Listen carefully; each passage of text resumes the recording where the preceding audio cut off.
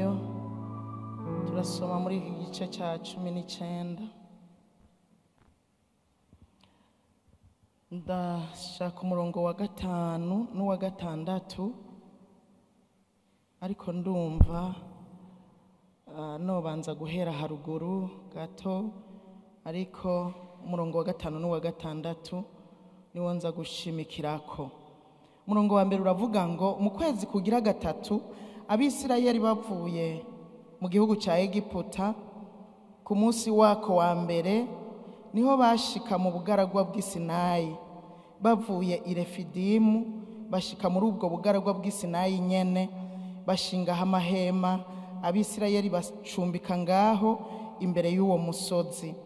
Mose aduze aho Imana iri, Uhoraho amubarira n'ijwi rirenga ari kuri uwo musozi ati, uko bariko ubarira inzu ya Yakobo, ubwire Abisirayeli uti, mwarabonye ibyo yakoreye abanyegiputa, n'ingene mweho yabateruye ku mababa nk'ay'inkukuma akabazana iyari. None rero nimwamwumvira by'ukuri mukitondera isezerano ryiwe, muzomubera inyegu yiharije yitoranirije mu mahanga yose, kuko isi yose ari iyiwe. Kandi muzomubera ubwami, ubwoko bw'abaherezi, ihanga ryera. Ayo majambo aba ari ubwira Abisirayeli. Amen. Ndashaka tuganirira ijambo rivuga ngo kumenya icuri birazana impinduka. Kumenya icuri, kumenya ico wagizwe, kumenya agaciro kawe birazana impinduka. Paulo niwe yahanuye abantu b'i Galatiya mu majambo yari karababwira mu gice cya 4. Usomye ku murongo wa mbere yaravuze ngo, ariko ndavuga yuko iyo samuragwa akiri umwana ataca atandukana ko n'umugurano, n'ahari wenyene ibintu byose. Iyo samuragwa ari umwana, akaba uruhinja, akaba uri kwibere, azigamwa n'umuyaya amwirigwana muri kino gisagara. Ruguru batagira abayaya, azigamwa na nyina cyangwa uwo bavukana amwirigwana. Nubwo aba ari samuragwa, ari wazoragwa ibintu byose. Urumva naho bogira ibyo bagomba, bo bikoresha ibyo bashaka, ntacavuga. Ntacavuga kubera bakiri umwana. Nta vyabazi, ntabazi yuko ari samuragwa w'ibintu byose, yuko ibintu byose biri mu rugo ari ivyiwe. Nta vyabazi, nta na kimwe batahura. Natwebwe burya niko turi. Iyo tubandanije kuguma turi abana mu buryo bw'imwemu, nidukure, nitumenya ivyo twarazwe, nitumenya uburenganzira bwacu, nitumenya n'agaciro kacu mu Mana muri Kristo Yesu. Ukazusanga rero turiko turahomba, ukazusanga turiko twitwara uko tugomba, canke hariho ibintu biriko biraduca mu myanya y'intoke kubera tutarakura. Twagumye turi abana mu buryo bw'imwemu, ariko ukuze mu buryo bw'imwemu aramenya uwo ari we imbere y'Imana, akamenya icyo yagizwe muri Kristo Yesu, akamenya uburenganzira bwiwe, hanyuma akabuhagararamwo, bikazana impinduka mu bugingo bwiwe. Ariko kandi birazana impinduka mu bamukikuje, bikazana impinduka hakorera, bikazana impinduka mu kibano, bikazana impinduka mu muryango, iyo utahura neza icyo wagizwe muri Kristo Yesu. Haleluya.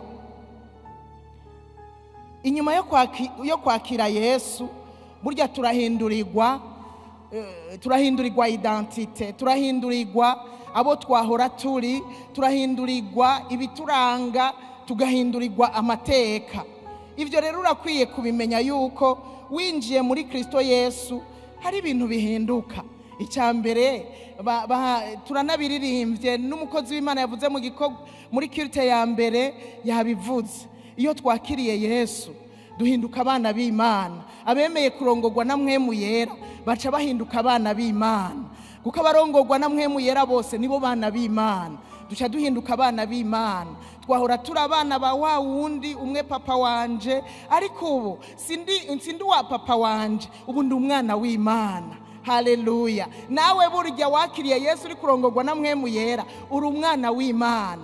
Rero tuba dukwiye kumenya mbega uwo muntu asigaye ari papa afise ububasha bugarukirahe, kuko papa wanje igituma ubu ntamwishimira cyane, afise ububasha bugarukira hafi cyane. Kandi papa wanje igituma ntamwishimira, ejo ashobora gupfa, hanyuma ntagire icyo amfashije, ntagire icyo akoze kuri jewe. Ariko ubunezererwa ko ndi umwana w'Imana, Imana isumba byose, Imana ishobora byose, Imana ishobora kumpingura uko igomba, Imana ishobora kumpa ibyo nkenye, Imana ishobora kumpindurira amateka. Ubu ndishima ko nitwa umwana w'Imana. Haleluya.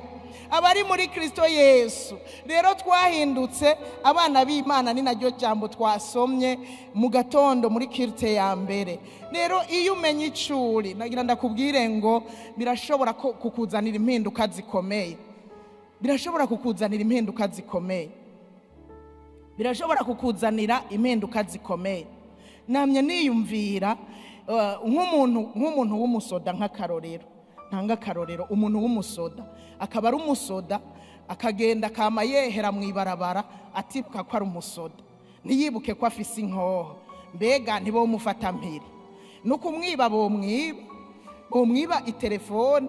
Nabonye umuntu yashize akantu kuri statut, ashira kuri statut umuntu ari mu modoka ariko aravugira ku telefone, hanyuma umuntu aca inyuma ayimupapuye, hanyuma wa wundi ari mu modoka acaravayo yiruka. Avuyeyo wa wundi nawe acaramwereka igisu, undi nawe acasokora inkoho acaramwereka. Baca baravuga ngo ni matinale.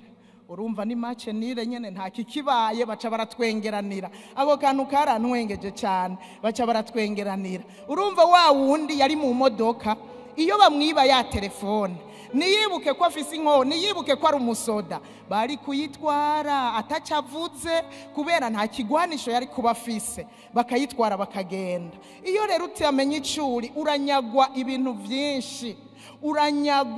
byinshi cyane. Yesu ashimwe cyane. Haleluya.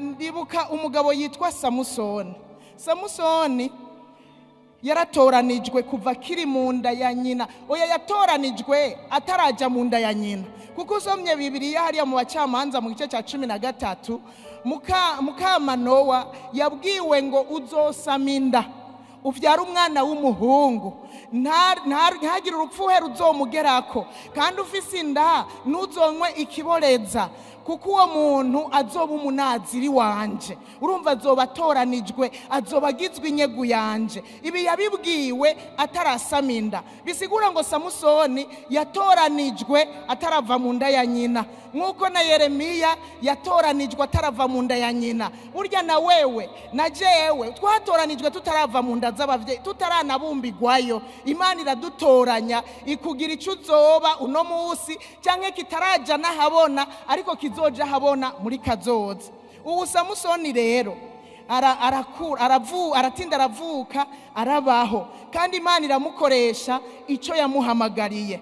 Imaze kumukoresha icyo yamuhamagariye, ariko Samusoni afata minenegwe icyo Imana yamugize. Afata minenegwe ko ari uwatoranijwe, yashizwe ku ruhande, yagizwe udasanzwe, kandi arobanurirwa kuzorokora Abisirayeli ngo bakure mu minwe y'Abafilisitiya. Niyabimenya, amaze kutabimenya arirekura, yirekurira mu maboko y'abamaraya. Maraya wa mbere araheba, aja kuri maraya agira kabiri, aja kwa Derira hoho urumva camukurako n'utuvuta twose yarafise. Kubera iyo Samusoni yimenya akamenya ngo burya jewe ndi udasanzwe, yari kumvira impanuro z'abavyeyi. Kubera abavyeyi baramuhanuye ati yamara Samusoni reka kuja muri abo banyamahanga, wewe nusanzwe, yamara wabuze umukobwa mu bantu biwacu bubaha Imana, wabuze umukobwa mu bwoko bwacu abantu batoranijwe. Samusoni ntiyumva, abandanya kugenda muri bamaraya rero baramukojeje ibara, yageze kuri Delila wewe nyene amumenera ibanga, inkomezi zose yarafise zimuvako. Samusoni yari watoranijwe, ntiyimenye, yafashwe minenegwe ico yagizwe. Burya nagira ndakubwire, ugafata minenegwe ico Imana yakugize nta mpinduka, kandi ahubwo bizotuma urangiza nabi. Samusoni yarangije nabi kuko inkomezi zimaze kumuvako, kuko abafilisitiya bari batahuye ngo nta wundi mwansi dufise ubu dukwiye guhangana nawe atari Samusoni. Burya Satani iyo abona uhagaze neza mu buryo bw'imwemu aravuga ati aba bantu batonda Dimanche badasoma ijambo badasenga ntaco ndabakeneyeko, reka mpangane n'uyu muntu yamarika arasemerera Yesu Yesu we, yamarika arasoma mu jambo bw'Imana yivugisha ngo ijambo rivuga ngo hahanditswe ngo uyu niwe ngiye kwirukako nampaka. Burya Satani nuko akora, nivyo bagiriye Samusoni. Baca baragenda, inkomezi zimaze kumuvako, yamaze kumena ibanga yaho inkomezi ziwe ziri. Hari igihe Satani abagomba kumenya aho inkomezi zacu ziri kugira bari haca duterera. Imana idufashe tuba bagumye ibanga uko bukeye uko bwije, tugumye ibanga nitwirekure, kuko nitwirekura wa mubazomenya aho inkomezi zacu ziri adutere. Nuko rero baca bamunogora amaso, none ko atankomezi yaragifise, baca bamunogora amaso, baca bamutwara iyerekwa, none atayerekwa afise, atabona yari karaja yoja he nyene, baramutwara amaso yo, baca baramufata baramuboha baja kumupfunga. Samusoni ageze mu munyororo aho bamuboheye aricuza muri we aricuza. Ndagusavye jewe nawe tube maso, tumenye ico Imana yatugize, agaciro dufise, ubutunzi Imana yabitse muri twebwe, tubumenye. Hanyuma aricuza, mugabo baba Filisitiya baca baja mu minsi mikuru. Uri kurasoma muri kino gice ca 16 baravuga ukuntu baciye bararyoherwa kubera bamufashe. Ni mu bacamanza igice ca 16 usomye ku murongo wa 22 haravuga ngo ariko naho bamumoye umushatsi wiwe utangura gusubira kumera. 23 haravuga ngo hanyuma abaganwa b'Abafilisitiya bakoranira gutanga ibimazi vyinshi babiha Dagoni Imana yabo no kunezerwa, kuko bavuga bati Imana yacu yatanze umwasi wacu Samusoni mu maboko yacu. Uko niko Satani akuronse ukamara gukorokera muri vya bindi, kuko umwe wese amutegera habona kote faible yiwe iri, uruhande rw'urunyantege nkeruri aho ni hagutegera. Samusoni yategewe mu bamaraya, kuko Satani yarabona yuko afise intege nke muri ivyo bintu amufatiraho. Hanyuma baravuga ngo Imana yacu yamutanze umwansi wacu ari we Samusoni. Urumva niwe mwansi bari basigaranye, ntibari bagihangana n'abandi bantu. Abandi b'Isirayeli bwari ubuntu nyene, ubuntu butoya, ubu petit joueur. Ariko Samusoni bavuga bati tukamuronka intsinzi zobibonetse. Niho rero bamwitambye ku muvyimba. Bugi Satani yamaze kuturonka akwitamba ku muvyimba. Nguyu rero usubiruze kuvuga bwa bujambo, umwansi wacu turamuronse. Baragira umunsi mukuri kuzimu, bagatamba bagatarika, kubera waguye mu mutego umunsi umwe gusa ukagwa mu mutego. Turamuronse, aha za nkomezi ziwe zose aha bimwe byose yahora hishurirwa aha rya jambo yahora avuga zobivuga mu mubiri, nta uzogira icyo atahura. Amavuta yose akabagiye, bakaryoherwa ngo turamuronse, bakagira umunsi mukuru bagatanga ibimazi. Ku murongo wa 24 haravuga ngo nuko abantu bamubonye batazira iyo mana yabo bati urumva baca baja no mu matazirano kubera baronse uwari yaratoranijwe, baronse uwari yarahagurukijwe, yari yarasizwe amavuta, yari yaragizwe inyegu y'Imana kugira imukoresha ivyigomba. Kubera bamuronse baravuga bati Imana yacu yatanze umwasi wacu mu maboko yacu, ari we yari umuranduzi w'igihugu cyacu, yishe benshi muri twebwe. Urumva niwe yari umwasi kandi vraiment yari amaze kubica batari bake, tudasubiye mu nkuru ziwe yari amaze kwica batari bake. Baragira umunsi mukuru baratazira. Burya niko biba ikuzimu, iyo umugororotsi umwe yahora ahagaze neza Imana yabitsemo ubutunzi bwayo aguye mu mutego gatoya gusa, aguye mu mutego. Burya Samusoni ntiyari yapfuye, yari akiriho, ariko amaso ntiyari akibona. Yobandanya gukora igikorwa ciwe gute amaso atabona? Yobandanya mission yiwe gute amaso atabona? Bibiliya yatubwiye ngo ariko naho bari bamumoye umushatsi wiwe utangura kongera kumera, kandi ibanga ryari rihagaze muri wa mushatsi. Hamwe no kwicuza, hamwe nuko wa mushatsi watanguye kumera, Samusoni aravuga ngo Mana mfasha iri rimwe gusa nihora abansi bacu, mfasha. Abwira umuntu ati nyegereza ku nkingi ndazifate neza. Baramwegeza ko batazi icyo agira kore, batazi ko imishatsi iri kiraduga, iri kwiramera. Afata inkingi arazifata n'inguvu ziwe zose, aravuga ati mfasha nihora abansi banje.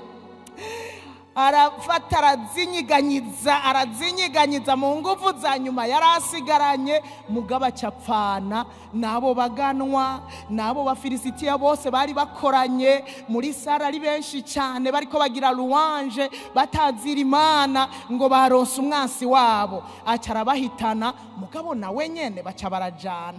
Kandi ntawe ubizi igikorwa Imana yari yaramuhamagariye nicyagarukira ngaho, nicyagarukiraho. Kuko burya naho aba baganwa bahitanwe, burya abandi bafilisitiya bari bahari babandanya kuba bansi b'Abisirayeli, acajana nabo. Uyu rero nariko ndabaha akarorero k'umuntu yanjanjwe kw'ico yagizwe, k'umuntu yagizwe ubudasanzwe, arabikoresha rimwe, arabikoresha kabiri, ariko abifata minenegwe. Nshuti yanje, hari icyo Imana yakugize. Duhejeje gusoma aya majambo y'Imana dusanga mu gitabo cyo Kuvayo, aratubwira ngo mu kwezi kugira gatatu Abisirayeli bavuye mu gihugu cya Egiputa. Bavuye hehe? Mu buja. Hari mu kwezi kugira gatatu baraduga baravayo ngo baja mu bugaragwa bw'Isinayi. Mose rero ngo araduga aja ku musozi aho Imana iri. Bahari bagiye gushengerera Imana, aja ku musozi aho Imana iri. Amaze gushikayo Imana iramubwira ati mbaririra abo bantu b'Abisirayeli ubabwira uti mwarabonye ibyo nakoreye Abanyegiputa. Abanyegiputa batamwubaha, Abanyegiputa batari bazi Imana, batamwumvira, urumva ntibari banayizi. Mwarabonye ibyo nabakoreye, n'ingene mweho nabateruye ku mababa nk'ay'inkukuma nkabazana ahondi, nkabiyegereza ahondi. Imana idufashe cyane. Haleluya, haleluya. Burya kugira ngo ducike tuve mu maboko ya Satani, tuve muri bya bindi twahoramwe, burya Imana yakoze igikorwa gikomeye cyane. Yaraduteruye idushira ku mababa nk'ay'inkukuma, iratujyanira twiyegereza, idushikana aho iri. Haleluya, haleluya. Ababisirayeli arababwira ngo none rero nimwamwumvira. Uwo yari Mose ariko arababwira uku niko uhora hagize. Nimwamwumvira mukitondera isezerano ryiwe, azobagira inyegu yiharije, azobagira abantu badasanzwe, azobagira abantu bari kw'igitinyiro, azobagira abantu banditse ko kirazira. Burya inyegu yiharije aca yandika ko ngo kirazira. Aba ni gwanje Satani, uravyumva, kirazira, agaca yandika ko ngo kirazira. Ikindi kigira kabiri arababwira ngo kandi muzombera ubwami. Haleluya. Muzombera ubwami. Muzombera ubwami. Mu yandi majambo mumbereye ubwami muzoba abami. Si ibyo gusa mube n'abaherezi. Haleluya. Ikigira kane aravuga ngo muzoba ihanga ryera. Yesu ashimwe. Haleluya. Haleluya. Ibi nivyo yasezeraniye Abisirayeli, ariko nibamwumvira bakagumya isezerano basezeranye, kuko yari yarababwiye atenda rero nimumbera abana nanje nzobabera umuvyeyi. Yagomba icyo yagomba kwari uko baguma muri iryo sezerano, bagume muri iryo sezerano kandi bagende bamwumvira. Ati rero munyumviye nta kabuza nzobagira inyegu niharije, ntawe uzobakorako, muzoba abantu banje, muzoba ubwoko niharije jewe jenyene inyegu yanje. Si ivyo gusa, nzobagira ubwami, nzobagira n'abaherezi, hanyuma ndabagire ihanga ryera. Haleluya. Usomye mu cete cya mbere Petero yanditse mu gice cya 2 ku murongo w'9, niwe yibukije ishengero ry'Imana, araryibutsa ati rero nagira ndabibutse yuko ariko mweho ishengero ry'Imana, ariko mweho mwakijijwe muri ihanga ryera, mukoranijwe no kuvuga byose hamwe, murabami mukongera mukaba abaherezi. Haleluya. Yari karabibibutsa aba bantu yari yandikiye Petero muri kicete cya mbere. Mukoranijwe kuba abami n'abaherezi. Yarababwiye ngo muri ubwoko bwatoranijwe, mukoranijwe kuba abami n'abaherezi muri hanga ryera. Haleluya. Abantu bashiriweho kuba inyegu yanje. Yari karabibutsa, yari karabibutsa iri shengero ry'Imana, yari kararyibutsa. Ni byari byarabwiwe Abisirayeli, ariko aho hari mu isezerano rya kera. Mu isezerano rishasha naho arabibutsa iri shengero ry'Imana, abakristo bene data arabibutsa yuko ari ubwoko bwatoranijwe, abami bakongera bakaba n'abaherezi, ihanga ryera, ubwoko yitoranirije yagize inyegu yiwe, ariko abagira inyegu yiwe abagira abami n'abaherezi kugira ngo baze babandanye gukwiza ishimwe giyabahamagaye mu gishingo, kuko Imana niyoza kwitazira, niyoja kwivuga. Burya mwari muzi ko yaduhamagariye kugira ngo tuyivuge, kugira ngo dukwize ishimwe ryayo, kugira ngo tuyitazire, tuyishire hejuru, tuvuge ubukuru bwayo. Nta kindi Imana yaduhamagariye nico, kugira ngo tuze turakwiza ishimwe y'uyu mwami yaduhamagaye. Yesu ashimwe. Burya twahinduwe abami n'abaherezi biciye muri Kristo Yesu. Twagizwe abami n'abaherezi. Hari ibindi Imana yatugize, ariko uyu munsi ndahava nshimikira kukuba twitwa abami n'abaherezi. N'ubuntu twagiriwe butangaje. Mbega uravyibuka kuri umwami ukongera ukaba umuherezi? Aba Petero yari karababwira byari ishengero ry'Imana, burya nawe wari urimwo. Bavyanditse kugira ngo nawe bizobigushikeko umunsi ukwiyugeze, umunsi wabisomye. None uribuka kuri umwami n'umuherezi? Uribuka kuri umwami n'umuherezi? Turabami n'abaherezi tubigizwe na Kristo. Yohana ari mu kizinga Patimo yarabihishuriwe. Usomye mu vyahishuriwe Yohana, ijwi ryamuje ko. Usomye mu vyahishuriwe Yohana muri iki gice cya mbere uhereye ku murongo wa 4, reka manuke hepfo ariko bitahuritse neza ku murongo wa 6, ariko reka nsome mpereye ku murongo wa 4. Haravuga ngo jewe Yohana ndabandikiye mwebwe abo mu mashengero ndwi yo muri Aziya, ubuntu bube muri mwebwe n'amahoro biva kuri iyo iriho kandi yamyeho kandi igirize, biva no ku mwemi ndwi ziri imbere y'intebe yayo, no kuri Yesu Kristo icyabona cyo kwizigirwa, imfura y'abari barapfuye, uganza abami bo mu isi, umwe adukunda, yatubohoje ibyaha byacu amaraso yiwe, akaduhindura ubwami. Haleluya. Burya mu gikorwa Yesu yakoze ku musaraba, yatubohoye ibyaha byacu, acaduhindura ubwami. no kuba abaherezi b'Imana yiwe ni yose, icubahiro n'inganji bibi vyiwe ibihe bitazoshira. Amen, haleluya. Yesu igikorwa yakoze ku musaraba burya niho twaronkewe. Urumva mu isezerano rya kera yari yarabibabwiye Abisirayeli, ariko twebwe natwe bo muri kino gihe, kuko wohava uvuga ngo erega ivyo vyabwiwe Abisirayeli ku musozi Sinayi, mugabo twebwe ivy'ubwami n'ubuherezi si ivy'iwacu. Ariko muravyumvise aha mu vyahishuriwe Yohana, ivyo Yohana yabwiwe ngo uyadukunda, uwadukunda ari we Kristo Yesu, yatubohoje ibyaha byacu amaraso yiwe, aduhindura ubwami no kuba abaherezi b'Imana yiwe ari yose. Uwo rero icubahiro, uwo yaduhinduye abami, icubahiro kibiciwe n'inganji ibihe bitazoshira. Uwo yaduhinduye abaherezi, icubahiro kibiciwe n'inganji ibihe bitazoshira, kuko yatugize abadasanzwe, yatugize abadasanzwe kubera abami. Abami baraganza, abami barategeka, abami no mu gihe cya kera abami mu gihe cya kera hoho abami baraja no mu ntambara, kandi hariho abashobora no kuhagwa, baraja mu ntambara bakagwanira ubwoko bw'iwabo, bakagarukana amahoro n'umutekano, bagize ibyo banyazwe mbere bakabigarukana, hanyuma ihanga rikagira amahoro. Bo baraja mu ntambara bakagwanya umwansi, bagwanya umwansi. Twebwe bo mu gihe nk'iki umwansi tugwana nawe, abakiriye Yesu nk'umwami n'umukiza, turabami, tumenya ngo na twebwe dutegereza kuja ku rugamba tugwana na Satani n'abadayimoni biwe. Haleluya, turabagwanyi, dutegereza kugwana. Nimba uri umwami umenye kutegerezwa kugwana.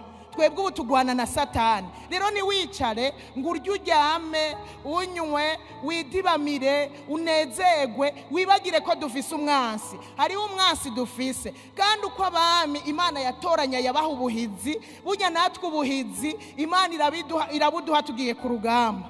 Turabahizi mu izina rya Yesu, kandi twebwe ko Yesu yanesheje natwe turabanesha. Haleluya, haleluya.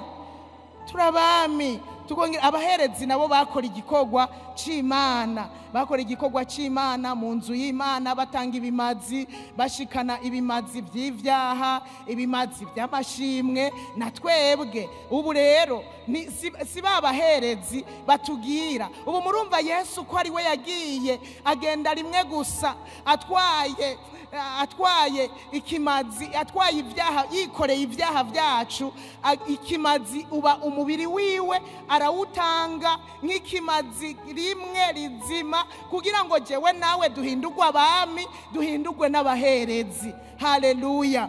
Ubu rero twahinduwe abaherezi kuko Yesu yabirangije byose. Ubu rero twese ubu abakiriye Yesu turishikira tukitangira ibimazi by'amashimwe. None nimubona ko tuza tukaja hahera tugahimbaza, tugatazira, tukavuga ishimwe ry'Uhoraho. Erega turaza hahera mbere tugapfukama twebwe nyene ubwacu, tukavuga tuti Imana tubabarire. Ubu niducumita inka, ubu niducumita intama canke impene canke intunguru, oya, Yesu yarabirangije. Turishikira tukamubwira ngo Papa tubabarire, twarakoze ibyaha, tubabarire, tugirira imbabazi, twishikiye twebwe nyene ubwacu. Mbega ubwo buntu mubwumva gute? N'ubuntu butangaje twagiriwe guhindurwa abami n'abaherezi. Ubu turabishikira, turasaba imbabazi directe, atanka ducumise, ese iteka twatewe.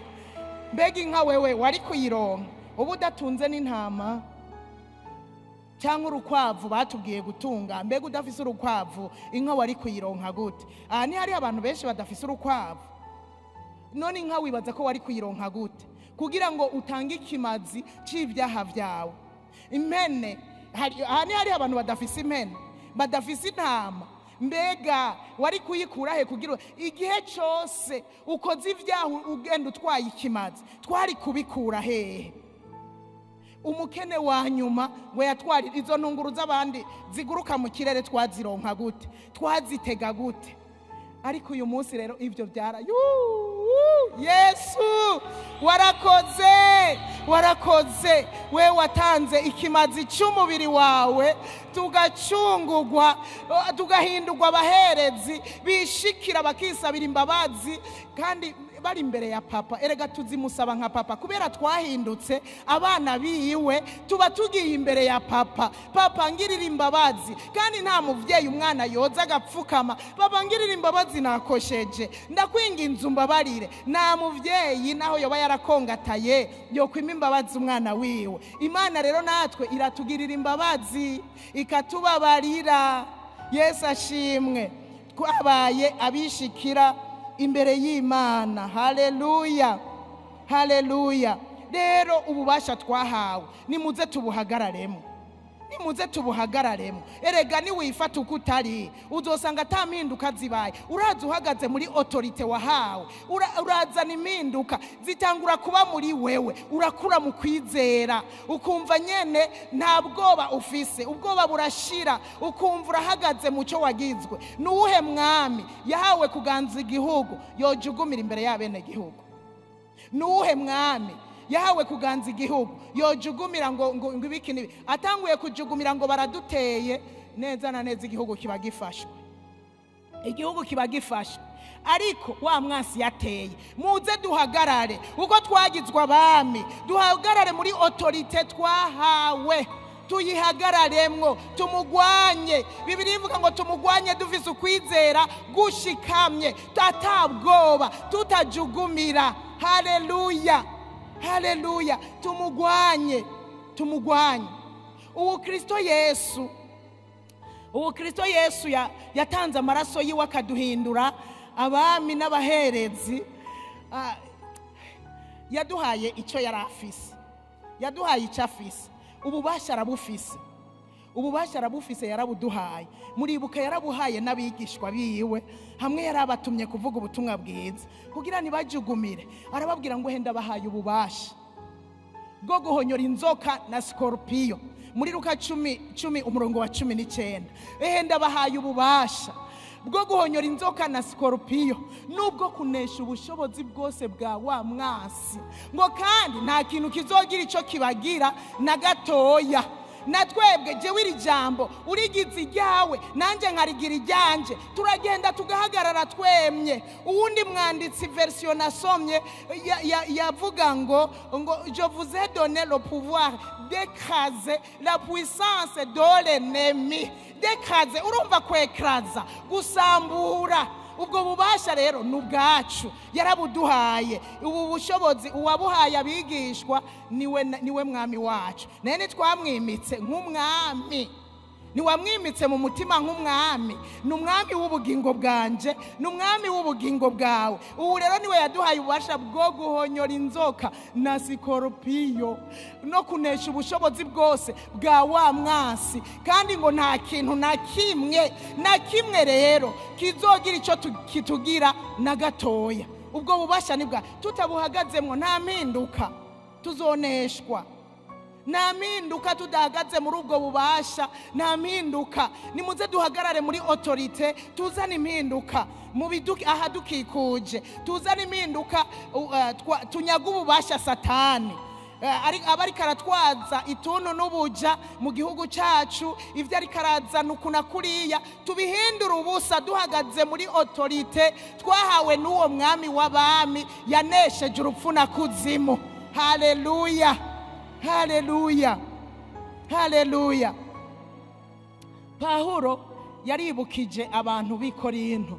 Usomye muri kijya cete kigira kabiri, mu cete kigira kabiri yandikiye abantu b'i Korinto, yarabibukije ububasha bafise. Pawulo arababwira muri iki gice cya 10 umurongo wa 3, arababwira ngo naho turi mu n'umubiri nitugwana mu buryo bw'umubiri.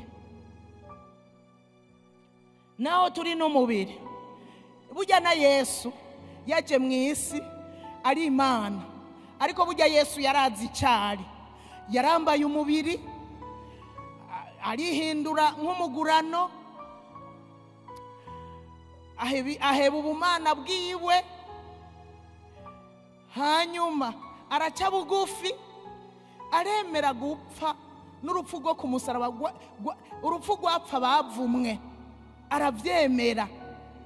Ibyo byose yabyemeye, mugabo yarazi ko ari Imana. Yarazi ngo jewe nje gushitsa icyo data yantumye, mugabo icyo nzi cyo ndazi ko ndi Imana. Yabikoze azi cyari. Yesu yambaye umubiri, mugabo ubumana bwiwe bwari bumurimwo, autorite yari imurimwo. N'ivyo yagenda akora byose muribuka, ahuye n'abarimwe abadayimoni bavuga ngo uje kutugirira nabi igihe kitaragera. Ubwo bubasha barabumubonamwo, akavuga ngo tureke, bakavuga ngo Yesu umunyanazareti, bakamumenya. Burya n'abadayimoni bari bazi autority murimwo, yari mu isi yambaye umubiri, ariko n'abadayimoni barabona ubushobozi bumurimwo, bakabona ko ari umuntu adasanzwe, bakabona ko afise ububasha bwo kubarandura akabarangiza. Bagaca bakoma induru basi tureke, hahandi bavuze ngo turungike mu ngurube. Yesu rero yambaye umubiri, ariko yarazi ko ari Imana. Natwe rero naho turi n'umubiri, erega abasha ntitugwana mu buryo bw'umubiri, tugwana mu buryo bw'imwemu. Tugwana tuzi icyo turi, naho turiko turagenda muri ino si twambaye umubiri, tugwana mu buryo bw'imwa. Ibigwanishwa byacu nivyo mu buryo bw'imwemu. Nimuze rero duhagarare tubifate, tugwane. Yesu ashimwe. Ibigwanishwa dufise nivyo mu buryo bw'imwemu, tugwane duhagarare muri autorite. Nubwo dusa n'abari mu mubiri, tumenye ko turi n'ab'imwemu. Hanyuma duce dufata ibigwanishwa by'imwemu tubigwanishe. Kandi nagira ndakubwire ngo umuntu abihagazemwo aranesha nta kabuza. Hanyuma akazana impinduka nyene muri we. Iyo twagwaye turambara ibigwanishwa ryo mu buryo bw'imwemu, tugakankamira ingwara nazo zigahunga. Hanyuma impinduka zikaba mu mibiri yacu, impinduka zikaba mu bagwayi, impinduka zikaba mu gihugu. Haleluya. Duhagarare muri autorite, dukankamira ibi vyiso vyimbwa biragahera mu izina rya Yesu. Twarahawe ububasha, tuvyugaze ibi vyiso vyimbwa biragahera. Turavyugaje, turabiturije umuriro w'Imana. N'akadayimoni kaje kutuburabuza, kubuza abantu kuja ku kazi, kubuza abana kuja ku ishure, turagaturije umuriro w'Imana, turagasanganguye. Satani uvyumve n'abakozi bawe, ibigwanishwa vyacu si ivyo mu buryo bw'umubiri, ariko n'ivyo mu buryo bw'imwemu. Bifise ububasha bwo gusangangura ubushobozi bwawe mu izina rya Yesu. Ivyishira hejuru vyose bihashirirwa kutugwanya, bihashirirwa kutubuza amahoro, turabisanganguye mu izina rya Yesu. Turabiturije umuriro w'Imana mu izina rya Yesu. Twarahawe ububasha. Genda ubandanye ubihagararemwo, umusangangure mu izina rya Yesu. Haleluya, haleluya. Dufise ububasha. Menya icuri mu izina rya Yesu. Ndakwinginga nusamare, umenye icuri kugira ngo bishobore kuzana impinduka. Ndakubwije ukuri, dusenze duhagaze muri ubu bubasha Imana yaduhaye, birazana impinduka nta kabuza. Birazana impinduka. Uraza abadayimoni bakazana ibi bukazana biriya, ugasanga abantu bagize amastress, batewe n'ama-AVC. Umuntu yakijijwe, kirazira yuko tugira amastress, kandi dufise autorite kuri ivyo byose biduhagurukira mu izina rya Yesu. Turafise autorite ku bintu byose byotuma ubura amahoro. Niwabona bije ubibwire ngo yo we uje nkande, we unkanga nkande. Vise ububasha bwo kugufata miri, vise ububasha bwo kukurandura no kugusangangura, kuguhonya no kugukomvomvora. Nta bubasha umfiseko. Haleluya, haleluya. Yaje agasambura ibintu ukamubwira terega na we wasambuye, ariko nanje vise ububasha bwo kubaka. Vise ububasha bwo kubaka. Ivyo wasambuye ndavyubaka mu izina rya Yesu. Duhagarare muri autorite, ibintu bihinduke. Ivyo wamubi yasambuye mu gihugu, twongere tuvyubake muri autorite twahawe. Ivyo wamurasambura mu miryango, tuvyubake mu izina rya Yesu. Ivyo wamubi yoza gusambura mu ishengero, tuvyubake muri autorite twahawe mu izina rya Yesu. Umunyanazareti n'abadayimoni baravuze ngo Yesu umunyanazareti uje kuduhonya. Umunyanazareti, Yesu umunyanazareti. Uko no mu Buyenzi hariho Yesu se wa Dogoyeyi niko yitwa Yesu aba ngaho mu Buyenzi. Uzabumva ngo Jesus ari umugabo se wa Dogoyeyi. Rero ni Yesu umunyana apana mu Munyabuyenzi. Yesu mu izina rya Yesu umunyanazareti duhagarare, turabanesha mu izina rya Yesu, turabami, dufise ububasha, tuze turatanga amadekre yo mu buryo bw'imwemu. Handitswe ngo ni nka hari twebwe tuzoba tuvyanditse mu izina rya Yesu. handitswe ngo mu izina rya Yesu. Mwibuke yuko na Yesu yanesheje Satani ijambo. Amadekre yacu tuyadekreta mu ijambo ry'Imana. Haleluya. Hari ijambo ryo mu musiguzi ryankozeko igice 8 ku murongo, umusiguzi igice 8 ku murongo wa 4. Igice 8 umurongo wa 4 haravuga ububasha bw'umwami. Ngo akajambo gakomeye ko ata muntu ashobora kubivuguruza n'umwe rero abaho. Yesu ashimwe. 8 umurongo wa 4 haravuga ngo kuko ijambo ry'umwami riri n'ububasha. Mwumvise gahemwe? Oya, mwabyumvise? Kuko ijambo ry'umwami riri n'ububasha. Umviriza. Kandi ninde yomubaza ati icyo ukora ni gike? Mbega niwahaguruka muri iyo autorite ninde azokubaza ngo ivyo ukora ni biki? Kandi uri umwami uzohagarara muri iyo autorite uvuga ijambo umugwanye mu ijambo, nawe uzokubaza ngo ivyo ukora ni biki? Umwami ninde amubaza? Abadayimoni ngo bahaguruke ngo ivyo ukora ni biki? Nibashobora.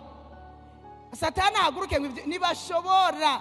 Ijambo ry'umwami riri n'ububasha, kandi ninde yomubaza ati icyo ukora ni giki? Haguruka rero, haguruka muri izo nkomezi, muri ubwo bubasha wahawe, muri iyo autorite. Ugwanye Satani azoguhunga. Ivyishira hejuru tutoturdotwa, ivyishira hejuru mu kazi kawe ubihonyore ko mu izina rya Yesu. Nous avons le pouvoir d'écraser la puissance de l'ennemi.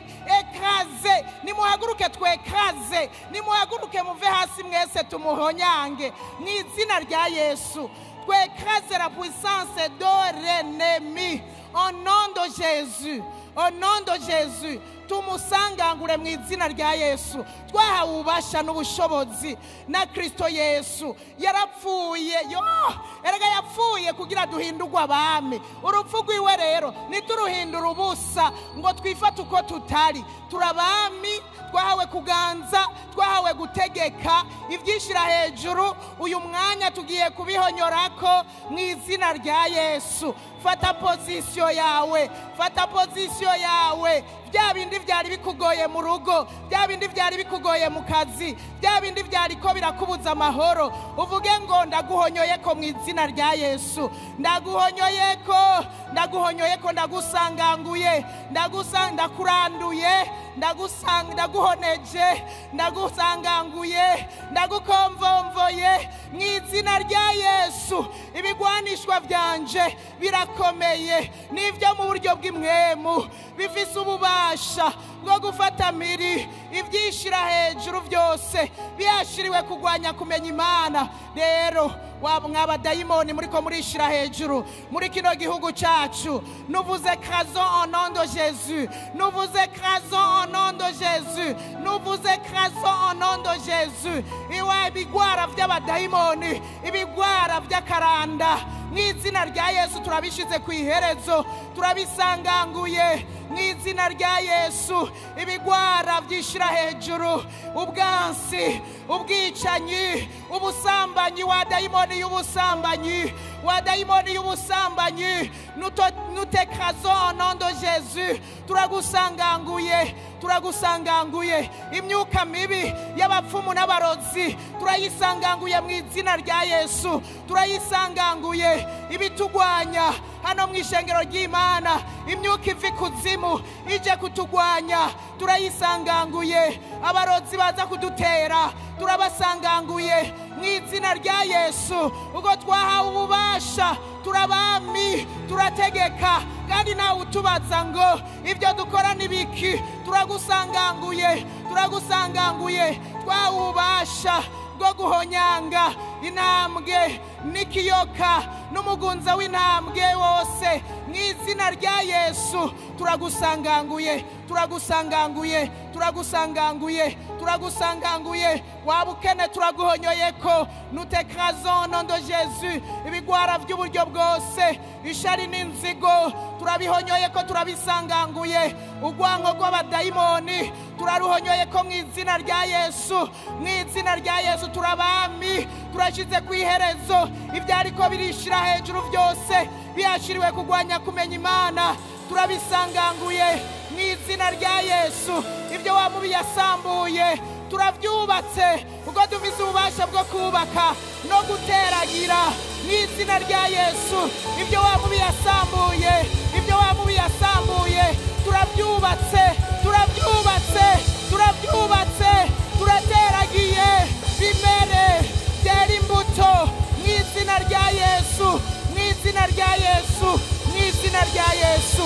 Turatangaje intsinzi,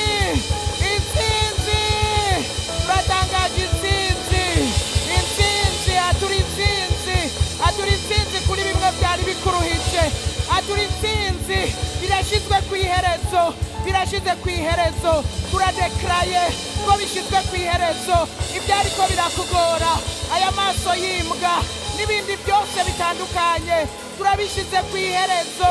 Ibigwara mu izina rya Yesu turatangaje intsinzi. Amaso y'imbwa turayasubije ikuzimu mu izina rya Yesu. N'ibindi byose byari biruhije abantu bagira amastresse mu buryo ubu na buriya, turabishize ku iherezo. Turatangaje intsinzi, dukoma amashi menshi, amashi ku Mana yacu.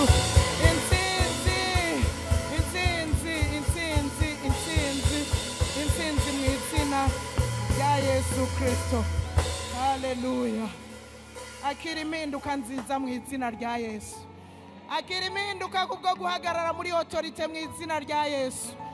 Impinduka nziza zakire, impinduka nziza zirabaye, impinduka nziza zirakoretse mu izina rya Yesu Kristo umwami wacu. Amen.